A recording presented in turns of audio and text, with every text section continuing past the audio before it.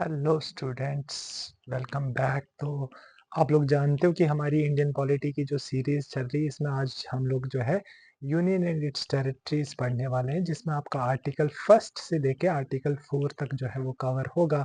और आप लोग जानते हैं कि जो यूनियन एंड इट्स टेरिटरीज है, it comes under part 1 of the Indian constitution. So basically हम लोग जो है part first of Indian constitution जो है वो कवर करने वाले हैं, जिसमें आपका आर्टिकल 1 टू आर्टिकल 4 जो है कवर होने वाला है। माय डियर स्टूडेंट्स, क्या आपने कभी सोचा है कि हमारी जो कंट्री का नाम है, हमारी जो कंट्री का नाम है इंडिया, वो क्यों पड़ा? या क्या हमारी कंट्री का नाम जो इंडिया है, इंडिया ही है या कुछ और भी है? क्या आपने कभी सोचा कि जो हमारी स्टेट्स है, अभी आप लोग पढ़ते हो कि राजस्थान, उत्तर प्रदेश, आप लोग हरियाणा, आप लोग ऐसे बहुत सारे महाराष्ट्र, कर्नाटका, आप ऐसे स्टेट्स के नाम सुनते हो। क्या आपने कभी सोचा है कि जब इंडिया इंडिपेंडेंट हुआ था, क्या उससे पहले भी ये स्टेट्स एग्जिस्ट करती थी या इंडिया के इंडिपेंडेंस के बाद एग्जिस्ट की? आप लोग देखते हो कि कभी हम लोग कुछ नई स्टेट्स बना लेते हैं, या कुछ नई स्टेट्स बनाने के लिए हम लोग कुछ पुरानी स्टेट्स को तोड़ते हैं।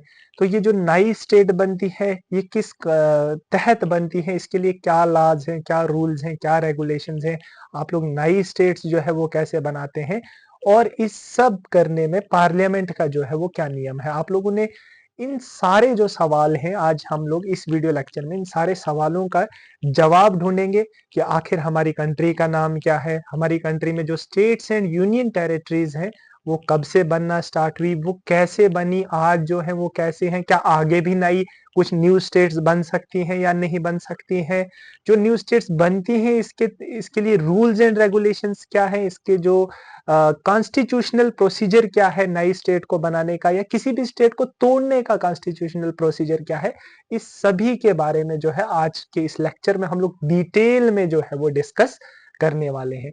ठीक है, तो माय डियर स्टूडेंट्स, आप लोग जानते हो कि आज ये जो क्वेश्चंस हैं, इनके आंसर हमें आज के लेक्चर में मिलने वाले हैं, जिसमें आप हम आज लोग जो है वो part first of Indian constitution जो है वो कवर करने वाले हैं। ठीक है, मैं आपको बता दूं कि पार्ट फर्स्ट में आपका जो नाम है that is union and it's territories. ठीक है, यूनियन और उसकी जो टेरिटरी है, आई बात समझ में, उसके बारे में पढ़ेंगे। और ये जो है ये आप कवर करता है आपका आर्टिकल 1 to 4, आर्टिकल 1 से लेके आर्टिकल 4 तक जो है हम लोग इसमें पढ़ने वाले हैं। डिटेल में हम एक एक आर्टिकल पढ़ेंगे, हम समझेंगे कि इस आर्टिकल का बैकग्राउंड क्या है, इसकी कॉन्स्टिट्यूशनल लैंग्वेज क्या है, आर्टिकल कैसे आया, और इस आर्टिकल्स में क्या लिखा हुआ है, और कैसे इसका इम्प्लीमेंटेशन जो है आज तक हुआ है। आई बात समझ में?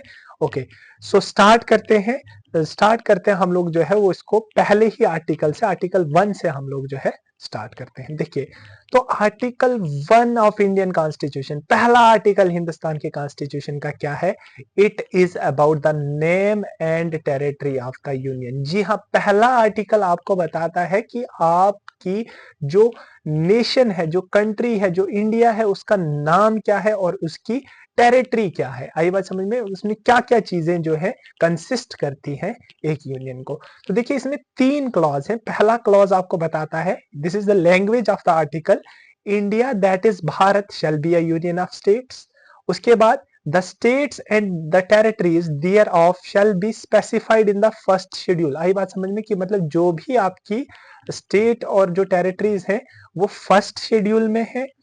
Territory of the Indian state shall comprise the territories of the states, the union territories specified in the first schedule, and such other territories as may be acquired. तो इस सारी चीज का मतलब क्या है, इस आर्टिकल का मतलब क्या है, ये मैं अभी आप लोगों को समझाने वाला हूँ। ठीक है, तो माय डियर फ्रेंड्स, सबसे पहले जो आपका आर्टिकल 1 है, ये आपको बताता है किसके बारे में? ये आपको बताता है कि इंडिया दैट इज भारत। आई बात समझ में? मतलब this is giving you the name of the Indian state, India that is Bharat. आई बात समझ में?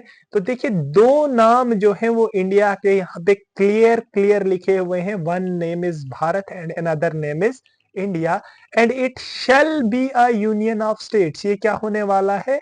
यूनियन ऑफ स्टेट्स जो है होने वाला है। आइए इसको समझते हैं, ठीक है? तो देखो ये तो आप लोगों को पहली बात पता चल गई कि कॉन्स्टिट्यूशनल नेम ऑफ इंडिया क्या है? Constitutional name of India is India, India है और साथ में क्या है? भारत है। तो देखिए जब इंडिया आज़ाद हुआ, आई बात समझ में? तो आपके नेशन को, आपके स्टेट को ना कुछ नाम देना था। इसके ऊपर बहुत सारी डिबेट्स हुए कॉन्स्टिट्यूएंट असेंबली में। कुछ लोग चाहते थे कि नहीं इंडिया का नाम जो है भारतवर्ष होना चाहिए। कोई कुछ लोग कहते हैं कि नहीं इंडिया का नाम जो है आर्यव्रत होना चाहिए। आर्यव्रत महाभारत वगैरह में हम लोग इस नाम को यूज करते हैं। कुछ कहते हैं कि नहीं जो मॉडर्न इंडिया नेम है जो हमें मिला है इंडिया होना चाहिए। कुछ लोग कहते हैं नहीं it should be named as Hindustan, इसका नाम जो है हिंदुस्तान होना चाहिए। तो there were so many names जो इंडिया के लोगों ने कहा कि this should be the official name of India. आई बात समझ में? कॉन्स्टिट्यूएंट असेंबली में हर इंसान का अपना इसको लेके एक ओपिनियन था। जो पहला ड्राफ्ट आया था आर्टिकल फर्स्ट का उसमें बी आर अम्बेडकर ने जो है मतलब जो भी B R Ambedkar he was the chairman of the drafting committee तो उन्होंने जो आर्टिकल प्रपोज किया था उसमें भारत शब्द जो था वो नहीं था। बट क्योंकि कॉन्स्टिट्यूएंट असेंबली में बहुत सारे डिबेट्स हुए और हम लोगों ने ये बोला कि नहीं इंडिया जो नाम है वो भारत को या हिंदुस्तान को जो इंडिया नाम मिला है ये हमें फॉरेनर्स ने नाम दिया है। आई बात समझ में? फॉरेन पावर्स ने हमें नाम जो है वो इंडिया दिया है। तो इस पे कॉन्स्टिट्यूशन में जो है काफी सारे डिबेट्स हुए और कुछ लोग जो थे वो अड़े रहे नहीं। दे वर ऑलवेज सेइंग दैट हमें जो है वो एक एंशिएंट नाम भी होना चाहिए और उस एंशिएंट नाम के बेसिस पे ही हम लोगों ने क्या था फिर उस ड्राफ्ट आर्टिकल में जो है वो अमेंडमेंट किया। आई बात समझ में? कॉन्स्टिट्यूएंट असेंबली की बात कर रहा हूं मैं। और फाइनल जो आर्टिकल हमने 1950 में पहला आर्टिकल दिया this that article was India that is Bharat. ठीक है, India that is Bharat shall be a union of states. आई बात समझ में? तो देखिए दो कॉन्स्टिट्यूशनल नाम जो है वो इंडिया के हैं, one is India and another is Bharat. Clear है ये वाली बात? Okay, next is shall be a union of states. देखिए क्या लिखा है कि जो इंडिया है that is going to be a union of states. तो ये वाला शब्द जब उन्होंने देखा कि union of states, it was surprising for the constituent assembly. Why? Because everybody was expecting that India that is Bharat और India shall be a federation of state. हर कोई ये जो है वो सोच रहा था कि इंडिया जो है it is a federation of states. आई बात समझ में? कि क्या होना चाहिए? फेडरेशन ऑफ स्टेट्स होना चाहिए। बिकॉज हम लोग जो है हम लोग कौन से स्ट्रक्चर को फॉलो कर रहे हैं? We are following federal structure. Federal structure means the powers they are distributed between centre and state. आपके पास एक सेंट्रल गवर्नमेंट है, आई बात समझ में, and then you are having a state government और जो पावर्स हैं दे आर डिस्ट्रीब्यूटेड। आप लोगों को पता है कि कुछ पावर्स हमने सेंटर को देनी थी, कुछ पावर्स हमने स्टेट को देनी थी। So this word union here it creates it created a confusion in the minds of the constituent assembly makers। जो भी constituent assembly में लोग बैठे थे, constitution makers जो थे उनके माइंड में डाउट आया कि why union? Because everybody wants the structure of Indian polity to be federal. हर कोई चाहता था कि फेडरल स्ट्रक्चर हो, बिल्कुल जो पावर्स हैं वो सेंटर और स्टेट में डिवाइड हो। तो जब ये सवाल बी आर अम्बेडकर से पूछा गया, Ambedkar he was the chairman of the drafting committee, तो उन्होंने इस चीज का जवाब दिया। उन्होंने बोला कि यूनियन लिखने के जो है वो दो रीजन है। There are two reasons to write the word union in this first article. First reason उन्होंने दिया दैट हम लोग अनलाइक द यूएस, हम लोग यूनाइटेड स्टेट्स की तरह नहीं है कि स्टेट्स ने जो है वो एग्रीमेंट किया है। क्या किया है? स्टेट्स ने जो है वो एग्रीमेंट किया है एक नेशन को बनाने का। आई बात समझ में? तो क्योंकि देखो यूएस में है ना, US it is a federation of states. वहां पे क्या हुआ था, अलग अलग स्टेट्स आए और स्टेट्स के बीच में एग्रीमेंट हुआ। आई बात समझ में? और स्टेट्स के बीच में एग्रीमेंट करके उन्होंने क्या बनाया? They form the union. आई बात समझ में? Sorry, they form the federation. मतलब हम लोग उसके केस में क्या बोलते हैं, यूएस के केस में हम लोग फेडरेशन ऑफ स्टेट्स बोलते हैं, क्योंकि वहां पे स्टेट्स ने एग्रीमेंट किया था कि हम जो स्टेट्स हैं वो सारी साथ में आएंगी, साथ में जुड़ के जो है एक फेडरेशन बनाएंगे। आई बात समझ में? लेकिन बी आर अम्बेडकर ने कहा कि इंडिया में ऐसा कुछ नहीं है, इंडिया की स्टेट्स मिलके जो है वो फेडरेशन नहीं बना रही है। एक उन्होंने ये रीजन दिया कि that's why this word union is used here. And another reason उन्होंने जो यूनियन वर्ड का बोला, उन्होंने ये डिफाइन किया वहां पे, उन्होंने कॉन्स्टिट्यूएंट असेंबली में कहा कि यूनियन वर्ड हमने इसलिए यूज किया है because no state, no state, very important this line, no state can withdraw itself from the itself from the union। मतलब इसका मतलब ये है कि कोई भी स्टेट अपने आप को यूनियन से बाहर नहीं कर सकती है। आई बात समझ में? कोई भी स्टेट जो है वो अपने आप को यूनियन से बाहर नहीं कर सकती है का मतलब ये है कि हम लोगों में से कोई भी ऐसी स्टेट नहीं है जो कल को कहे कि नहीं, I am not a part of India, मैं इंडिया का पार्ट नहीं हूं। दैट्स वाई उन्होंने कहा कि ये वर्ड जो है यूनियन लिखना जो है दैट इज इंपॉर्टेंट। आगे ये बात समझ में? सो आप लोगों को आई होप क्लियर हो गया होगा that India that is Bharat.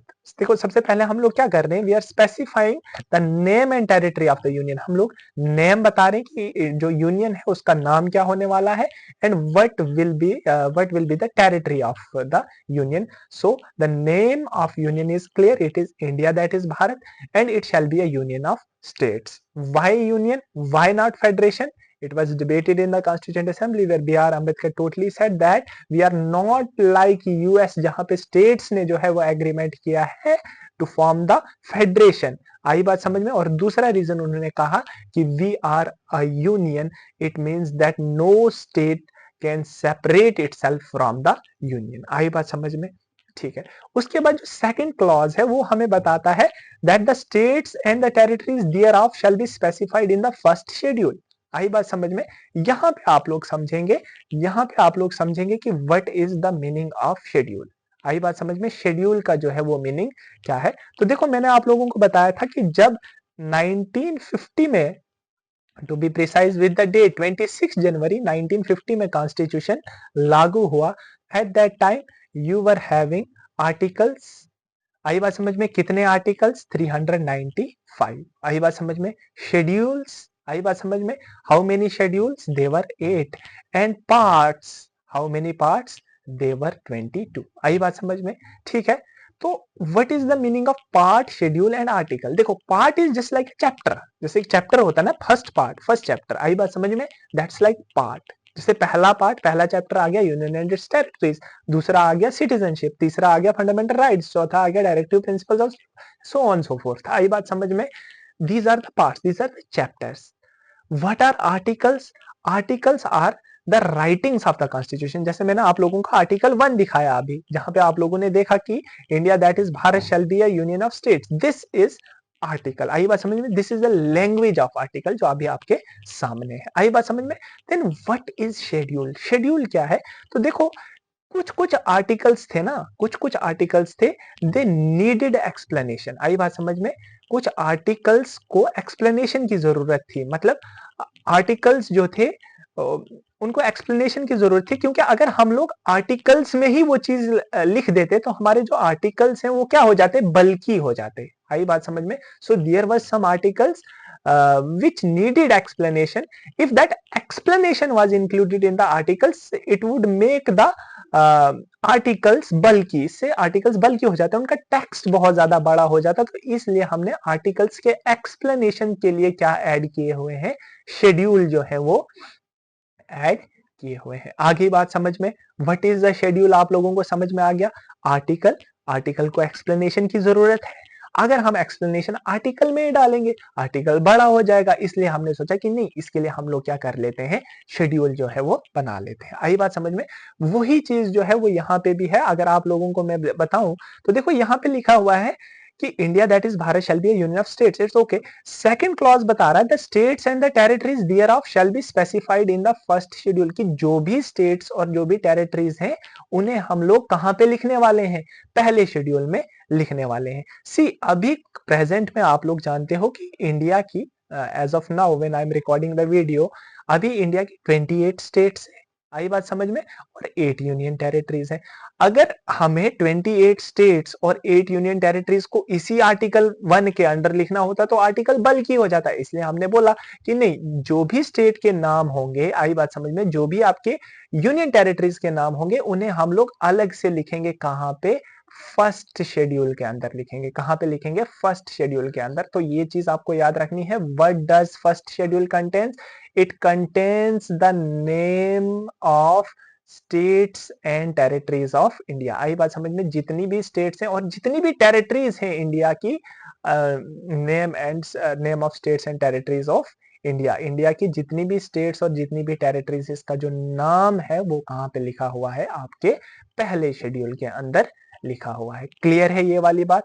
Okay, next is the territory of India shall comprise the territories of the states, the union territories specified in the first schedule and such other territories as may be acquired। तो देखो कि जो India की territory है, आई बात समझ में? There are two terms. देखो, one is union of states या union of India and another is territory of India. आई बात समझ में? So this union of India जो है, it contains only the states. ये किसको कंटेन करता है? सिर्फ स्टेट्स को कंटेन करता है। मगर अगर हम लोग टेरिटरी ऑफ इंडिया की बात करें, so it is a broader term. It contains states plus UTs plus any other territory as it may be acquired by India. आई बात समझ में? जो स्टेट भी नहीं है, यूटी भी नहीं है, पर कोई ऐसी टेरिटरी है जो इंडिया एक्वायर कर सकता है। इंडिया एक्वायर कैसे करेगा टेरिटरी? बराबर इंडिया जो है, अकॉर्डिंग टू इंटरनेशनल लॉज के तहत जो है, इंडिया किसी भी फॉरेन टेरिटरी को एक्वायर कर सकता है। आई बात समझ में? उस टेरिटरी को हम लोग, उस टेरिटरी को एक्वायर करने के लिए जो है वो प्रोविजन हमने कहां पे रखा, वही चीज हमने बताई हुई है कि आर्टिकल 3 में हमारी जो टेरिटरी ऑफ इंडिया है, it shall comprise of states, UTs as well as any other territory जो इंडिया जो है वो एक्वायर करने वाला है। आ गई बात समझ में? ठीक है। So this is your first article, जिसमें आप लोगों का नाम है और टेरिटरी ऑफ इंडिया है। Long story short, article 40 is article 1 of Indian Constitution. Article 1 of Indian Constitution basically deals with name and territory of the union. What is name of union? According to Constitution, the name of Indian Union is India as well as Bharat, and it shall be a union of states. Why union of states?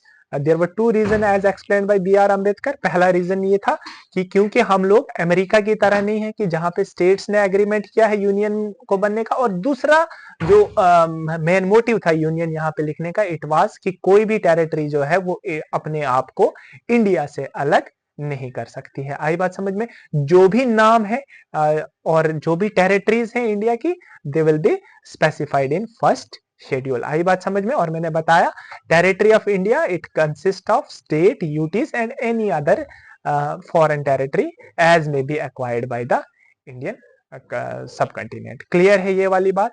Okay, I hope first article is clear. अब let's move to the second article. Article 2 of the Indian Constitution, it basically deals with admission or establishment of new states. What does this mean? Okay, let's firstly look at the context of the article. क्या article में लिखा क्या है? See, Parliament may by law admit into the Union or establish new states on such terms and conditions as it thinks fit. Okay, so देखो दो चीजें हैं article 2 के अंदर। पहली चीज है कि इट इज पार्लियामेंट जिसके पास जो है वो पावर है। पावर किसके पास है? पार्लियामेंट के पास पावर है। पार्लियामेंट जो है वो किसी भी लॉ के तहत दो काम कर सकता है। One is admit into union, आई बात समझ में, and another is establish. आई बात समझ में? देखो दो टर्म्स है, one is admit into the union और एस्टैब्लिश न्यू स्टेट्स। ठीक है। So what is the meaning of admitting into union and establishment of new states?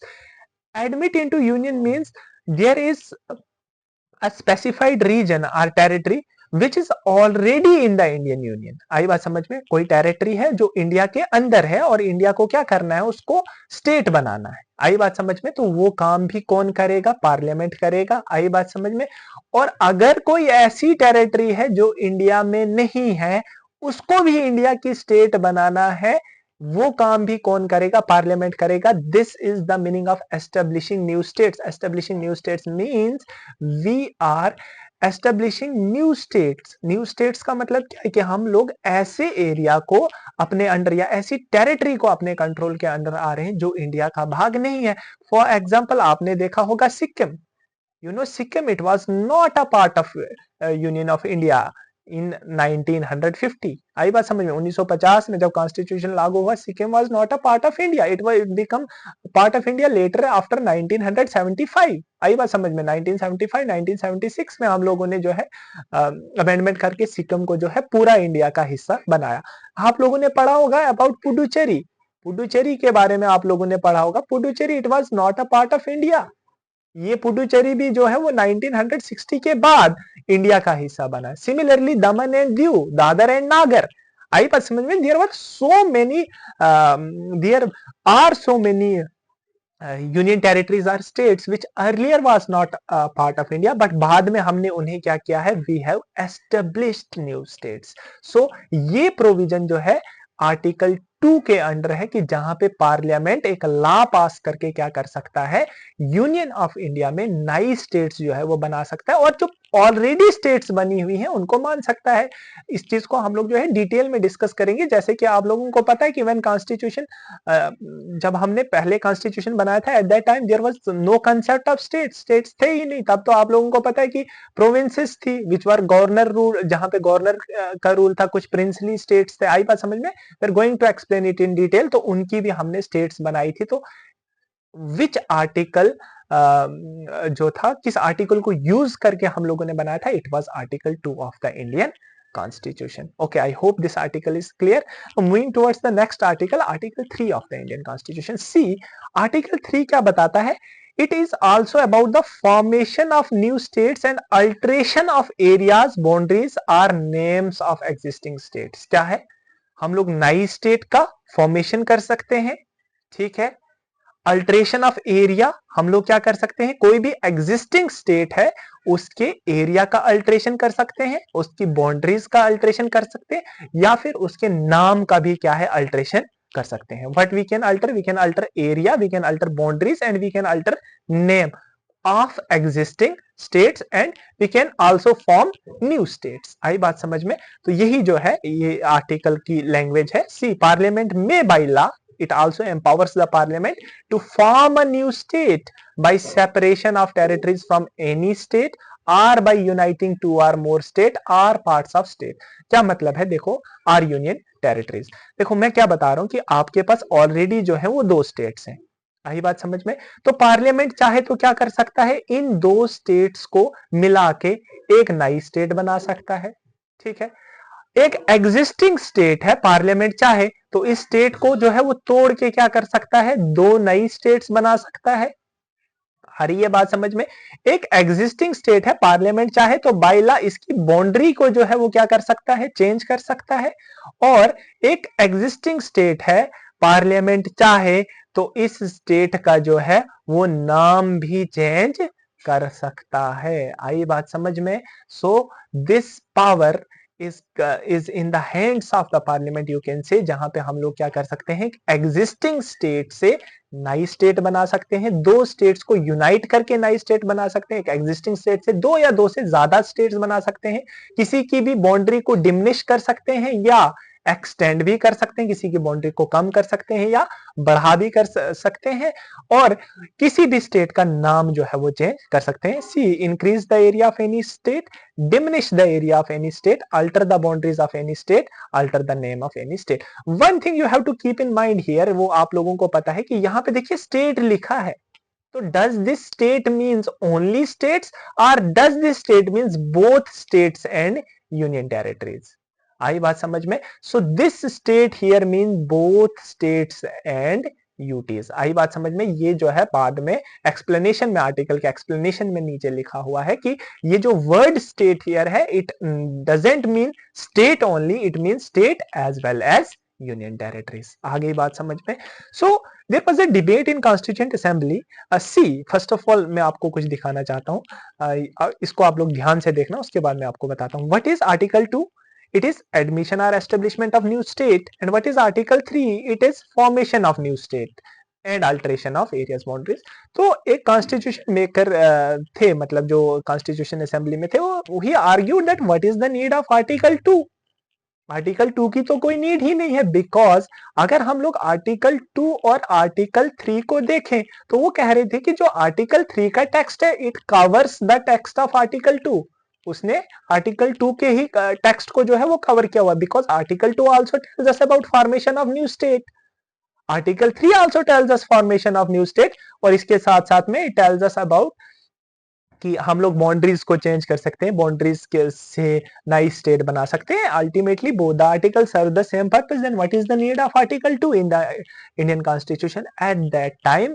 जो ड्राफ्टिंग कमेटी थी उसके chairman again doctor B R Ambedkar said that article 2 is needed because article 2 provides for what, article 2 provides for creation of creation of new state from outside outside areas as well। क्या मतलब है इसका, देखो see go back to article 2 and see the context of article 2। Article 2 को देखो ध्यान से, it is admission of or establishment of new state. जो एस्टेब्लिशमेंट ऑफ न्यू स्टेट है इसका क्या मतलब है, इसका मतलब है कि हम लोग नई स्टेट बना रहे हैं।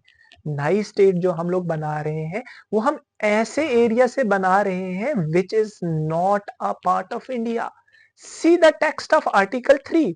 आर्टिकल 3 में क्या है, formation of new state and alteration of existing states. आई बात समझ में, जो ऑलरेडी स्टेट्स एग्जिस्ट करती हैं हम लोग सिर्फ उनसे ही जो है वो क्या कर पा रहे हैं, उनसे नई स्टेट बना रहे हैं, उनकी बाउंड्रीज को अल्टर कर रहे हैं। आ रही है बात समझ में। सो जो आर्टिकल 2 है that is needed for the establishment of new states. आ गई बात समझ में। What is the difference between article 2 and article 3।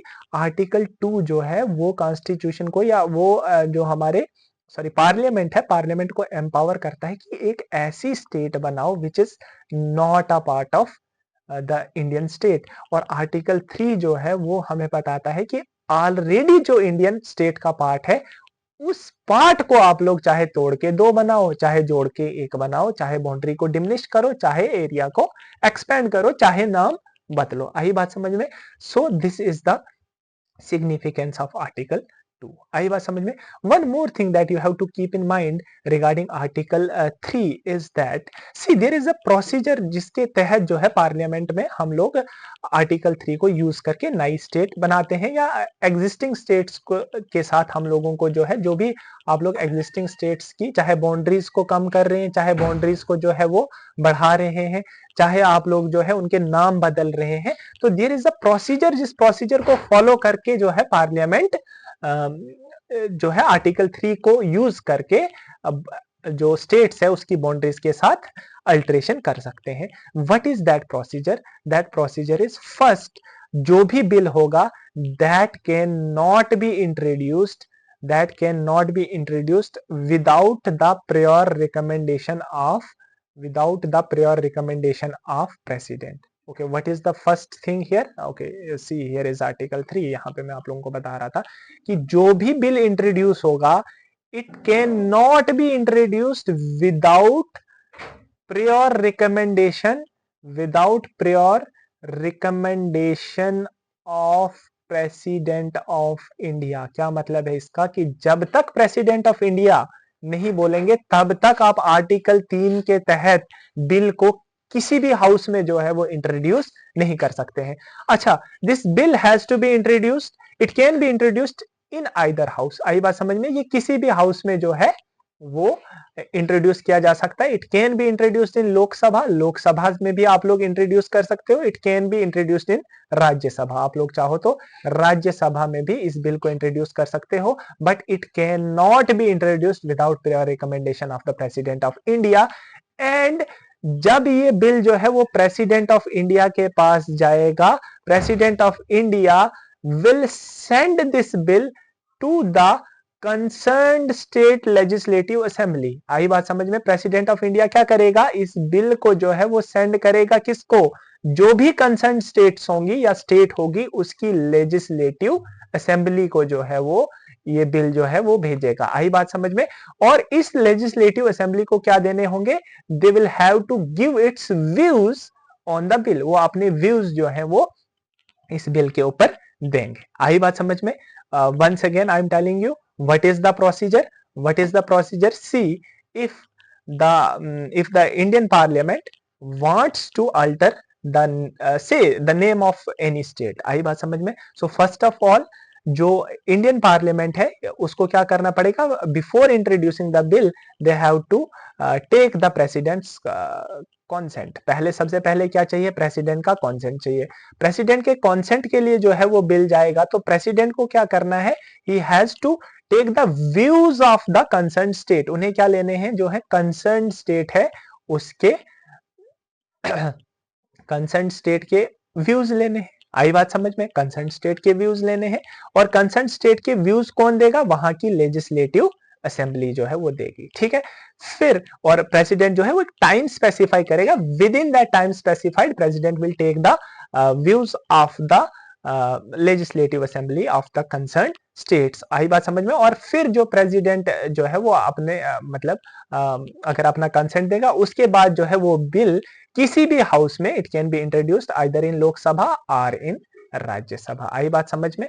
Okay, and then जो भी जनरल सिंपल प्रोसीजर है या जो भी स्पेशल प्रोसीजर है मैं आपको बताता हूँ अगले आर्टिकल में कि वो क्या है, उसके बाद हम लोग जो है इसको कर सकते हैं। See are the views of the legislative assembly binding on the president? ये जैसे मैं आप लोगों को एक एग्जांपल से समझाता हूँ, ठीक है? आप लोगों को एक बहुत ही सिंपल एग्जांपल है, वहां से मैं आप लोगों को इस चीज को समझाता हूँ। देखो, बैक इन ईयर 2014 2014 में आंध्र प्रदेश थी, है ना? आंध्र प्रदेश करके एक स्टेट होती थी, and it was to be divided into Andhra Pradesh and Telangana. Andhra Pradesh एक पहले स्टेट थी, और इसको जो है हम लोगों ने मतलब इसको डिवाइड करना था, एक तो आंध्र प्रदेश में और दूसरी एक नई स्टेट जो थी वो बनानी थी, दैट वाज तेलंगाना। आपको पता है कि आज ये स्टेट जो है वो एग्जिस्ट करती है। ठीक है, पार्लियामेंट में क्या हुआ? पार्लियामेंट मतलब गवर्नमेंट ने डिसाइड किया they are going to bifurcate the Andhra Pradesh into Andhra and Telangana. ठीक है, उन्होंने बिल बनाया, that bill was to be sent for president consent. Bill कहां गया? प्रेसिडेंट कॉन्सेंट के लिए गया। आई बात समझ में? प्रेसिडेंट कॉन्सेंट के बाद प्रेसिडेंट ने कहां भेजा? बिल को भेजा उन्होंने आंध्र प्रदेश की लेजिस्लेटिव असेंबली के पास। अब बिल कहां है? आंध्र प्रदेश की लेजिस्लेटिव असेंबली के पास, एंड आंध्र की लेजिस्लेटिव असेंबली को क्या है? With in a time specified अपने व्यूज जो है वो किसको बताने हैं? प्रेसिडेंट को बताने हैं। ठीक है, the bill was discussed in the state of Andhra Pradesh legislative assembly. Andhra Pradesh की लेजिस्लेटिव असेंबली में बिल डिस्कस हुआ। आंध्र प्रदेश की लेजिस्लेटिव असेंबली ने अपने व्यूज दिए। उन्होंने क्या व्यूज दिए? उन्होंने बताया, no we do not want this bifurcation. हम लोग आंध्रा को तोड़ना नहीं चाहते हैं। We do not want the creation of a new state as Telangana. हम लोग तेलंगाना स्टेट नहीं चाहते हैं। ठीक है, व्यूज आए प्रेसिडेंट के पास, but are these views binding on the president? No, these views are not binding on the president. president को ये views binding नहीं है कि नहीं, अगर स्टेट ने बोला कि नहीं करना है तो नहीं करना है, ऐसा कुछ नहीं है। प्रेसिडेंट ने बोला okay, I have taken your views, I have nothing to do with your views. आई बात समझ में? उन्होंने गवर्नमेंट को बोला carry on with the procedure. Procedure हुआ, उन्होंने बिल को इंट्रोड्यूस किया, it was passed from both the houses and signed by the president, and ultimately it become a law, and Andhra was bifurcated into Andhra and Telangana. आगे बात समझ में? ठीक है, so this is the process of creation of new state, alteration of boundary of new state, changing the name of the state under article 3। आई बात समझ में? यहाँ पे जो कॉन्स्टिट्यूशनल एक्सपर्ट्स हैं उनका कहना था कि नहीं, जो आर्टिकल 3 है, आर्टिकल 3 जो है वो पार्लियामेंट को जो है वो पावर देता है, और इससे क्योंकि देखो we are a federal state. आई बात समझ में? हम लोग बताते हैं कि how we are federal state. हम लोग एक क्या है? फेडरल स्टेट है।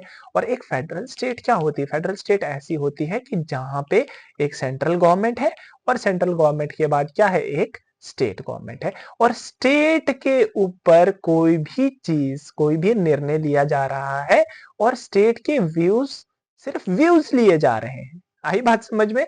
वो स्टेट की व्यूज क्या है, वो चाहते हैं नहीं चाहते हैं उससे कोई भी लेना देना नहीं है। सो ये चीज आप लोगों को समझनी है कि पार्लियामेंट जो है वो क्या कर सकता है, किसी भी स्टेट की बाउंड्रीज चेंज कर सकता है, किसी भी स्टेट का नाम चेंज कर सकता है, किसी भी स्टेट को तोड़ के नई स्टेट बना सकता है, और किसी भी स्टेट्स, दो स्टेट्स को जो है जोड़ के क्या कर सकता है, एक नई स्टेट का क्रिएशन कर सकता है। ठीक है, एक और एग्जांपल मैं आप लोगों को बताना चाहता हूं। बैक इन 2019 2019 में Jammu and Kashmir reorganisation act was passed. आई बात समझ में? Jammu and Kashmir reorganisation act was passed.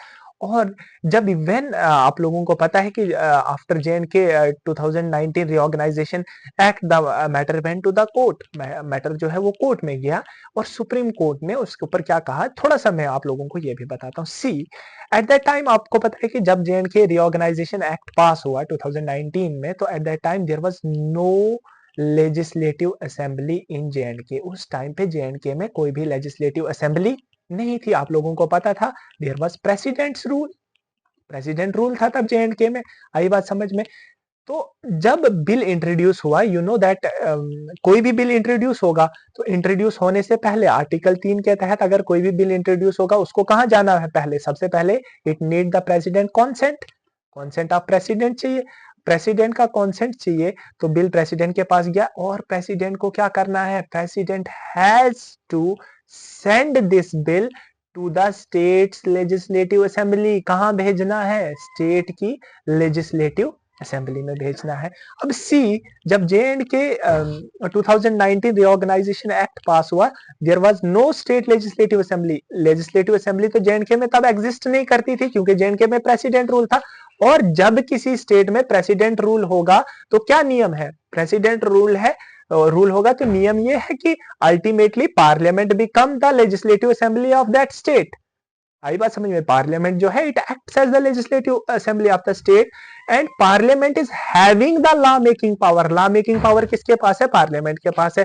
तो प्रेसिडेंट ने कहा कि हाँ ठीक है, जम्मू एंड कश्मीर में लेजिस्लेटिव असेंबली तो है नहीं, तो ultimately legislative assembly of J and K कौन है, of course it is parliament. तो जो पार्लियामेंट के व्यूज होंगे वही जेएंडके स्टेट लेजिस्लेटिव असेंबली के व्यूज होंगे। And this was the thing that was debated on in the supreme court. इस चीज के ऊपर जो है डिबेट हुआ कि see, how can parliament give the views of state legislative assembly. देखिए, लॉज बनाना इज डिफरेंट। लॉज तो बना सकते हैं, ठीक है, जम्मू एंड कश्मीर में लेजिस्लेटिव असेंबली नहीं है, जम्मू एंड कश्मीर के लोगों को कानून की जरूरत है, और वो जो कानून है वो कौन बना सकता है, वो जो कानून है, ये जो सारे कानून है ये आपकी पार्लियामेंट बना सकती है।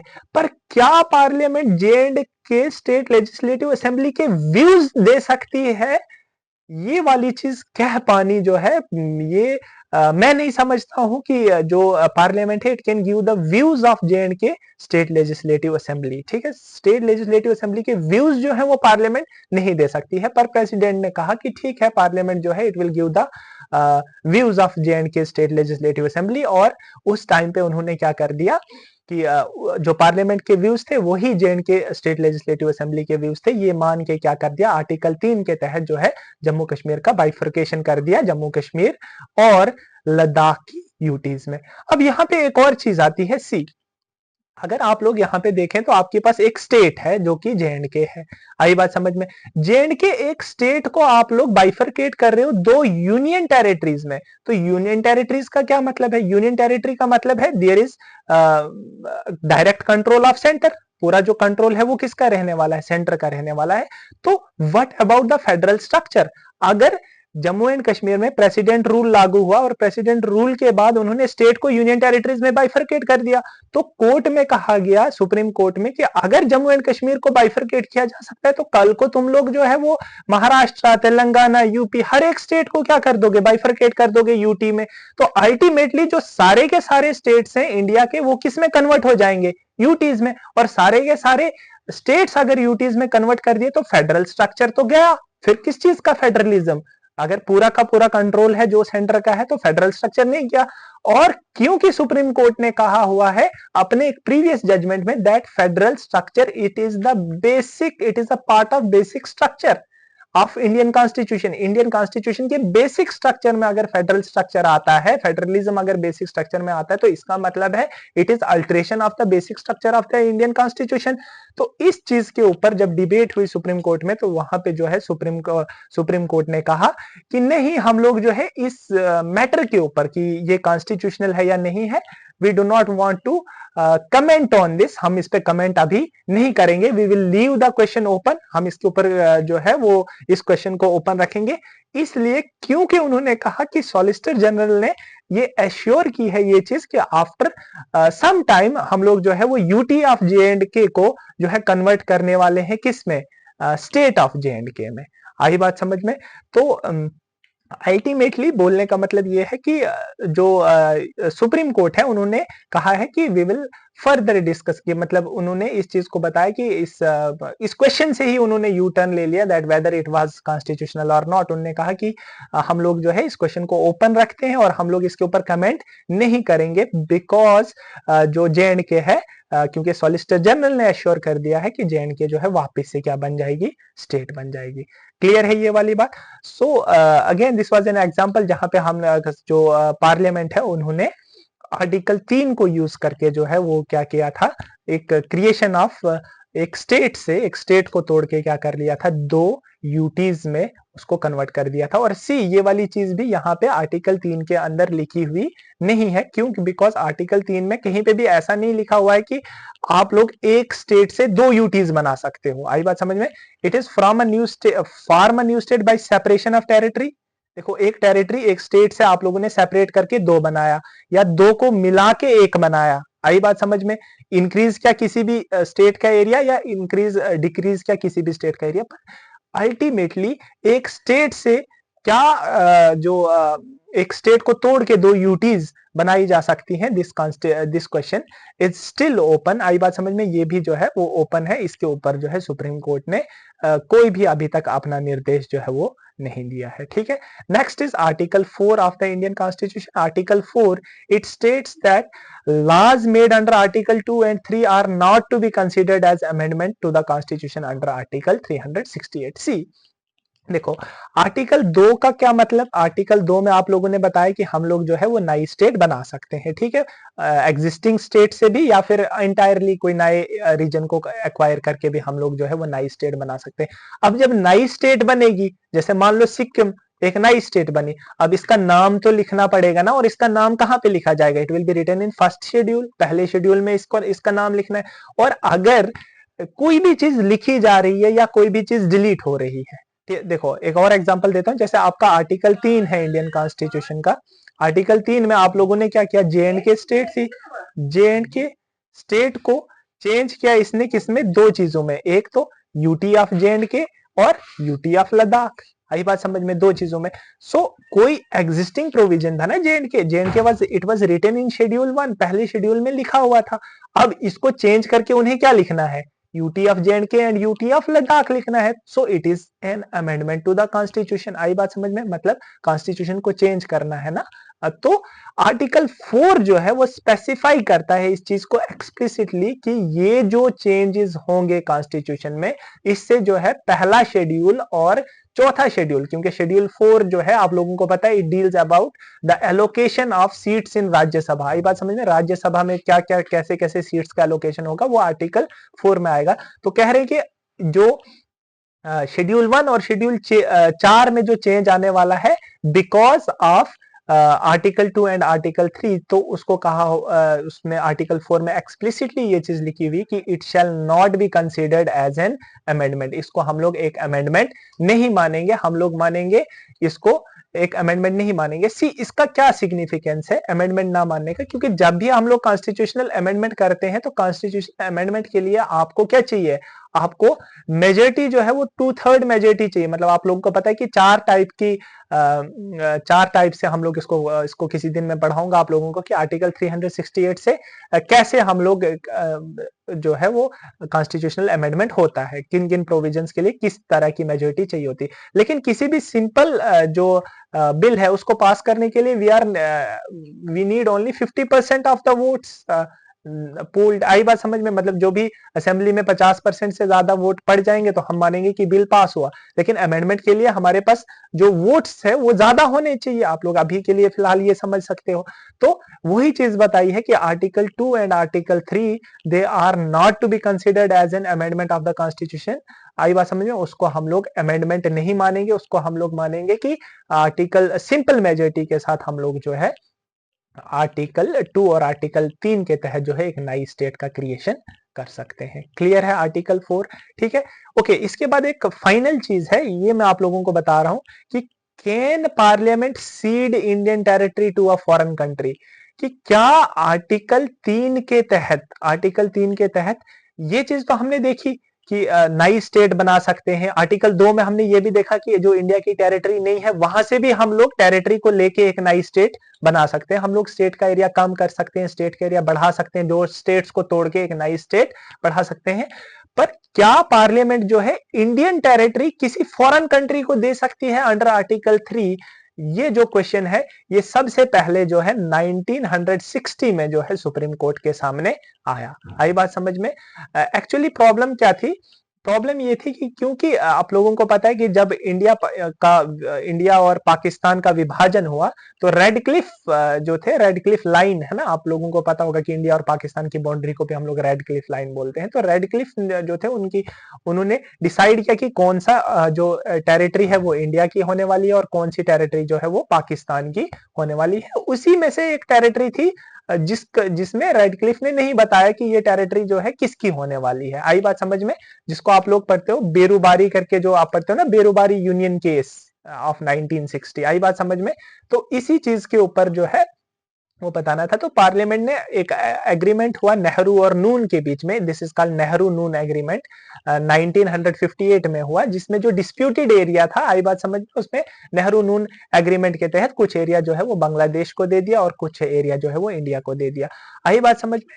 तो इस एग्रीमेंट को जब साइन किया गया तो यही क्वेश्चन जो है वो प्रेसिडेंट ने सुप्रीम कोर्ट को, आपको पता है कि अंडर आर्टिकल 143, आप आर्टिकल 143 के तहत क्या हो सकता है कि प्रेसिडेंट किसी भी मैटर के ऊपर जो है वो सुप्रीम कोर्ट से व्यूज ले सकता है। आई बात समझ में? तो उस टाइम के जो प्रेसिडेंट थे राजेंद्र प्रसाद ने सुप्रीम कोर्ट से कहा कि आप लोग बताओ कि क्या आर्टिकल 3 जो है वो एम्पावर करता है पार्लियामेंट को कि वो इंडिया की किसी भी रीजन को, जो कि इंडिया का पार्ट है, उसको किसी भी फॉरेन कंट्री को दे सकते हैं।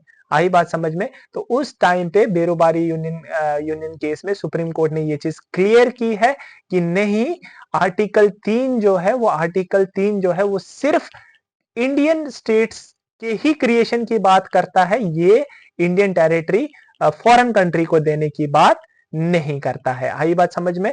तो अगर इंडिया को अपनी टेरिटरी किसी भी फॉरेन कंट्री को देनी होगी तो उसके लिए आप लोगों को एक कॉन्स्टिट्यूशनल अमेंडमेंट की जरूरत पड़ेगी। और उस टाइम पे जो है आपका कॉन्स्टिट्यूशनल अमेंडमेंट हुआ, 9th कॉन्स्टिट्यूशनल अमेंडमेंट, जिसके तहत जो है उन्होंने अपनी जो टेरिटरी है वो बांग्लादेश को दे दी। आई बात समझ में? तो ये वाली चीज आपको ध्यान रखनी है कि क्या पार्लियामेंट इंडियन टेरिटरी को फॉरेन कंट्री को दे सकता है under article 3? The answer should be no. ठीक है, नहीं दे सकते हैं। आप लोगों को इसके लिए जो है वो एक कॉन्स्टिट्यूशनल अमेंडमेंट की जरूरत पड़ेगी। ठीक है, पर ये चीज है कि अगर कोई भी डिस्प्यूटेड बाउंड्री है, आई बात समझ में, कोई भी डिस्प्यूटेड बाउंड्री है और अगर हम लोग डिस्प्यूटेड बाउंड्री का सेटलमेंट कर रहे हैं किसी भी कंट्री के साथ, उसके लिए हमें कॉन्स्टिट्यूशनल अमेंडमेंट की जरूरत नहीं है। पार्लियामेंट ने ये चीज क्लियर की है क्योंकि अगर कोई चीज डिस्प्यूटेड है, आई बात समझ में, it is not a part of India, वो इंडिया का हिस्सा नहीं है, वो डिस्प्यूटेड पार्ट है। तो अगर हम वहां पे जो है वो किसी भी कंट्री के साथ जो है वो एग्रीमेंट कर रहे हैं कि ठीक है ये जो है अब हमसे नई बाउंड्री, और वहां से अगर हम लोग कोई भी टेरिटरी इंडिया की लूज कर रहे हैं, since it is not Indian territory, इसलिए उसके लिए हमें कॉन्स्टिट्यूशनल अमेंडमेंट की जरूरत नहीं है। पर अगर कोई भी इंडियन टेरिटरी हमें किसी भी फॉरेन कंट्री को जो है वो देनी है, we need a constitutional amendment for that, उसके लिए हमें जो है वो कॉन्स्टिट्यूशनल अमेंडमेंट करने की जरूरत पड़ेगी।